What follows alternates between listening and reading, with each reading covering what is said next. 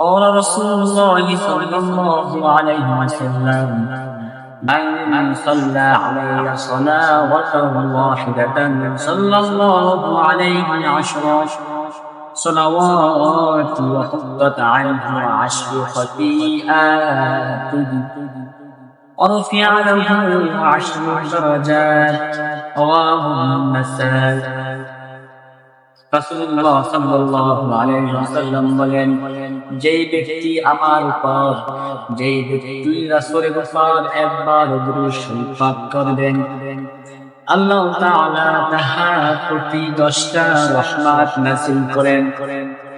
শুধু তাই নয়, রাসূলের প্রতি যেই ব্যক্তি একবার দুরূদ শরীফ পাঠ করবেন, আল্লাহ তাআলা তাহার 10টা গুনাহ মাফ করিয়া দেবেন।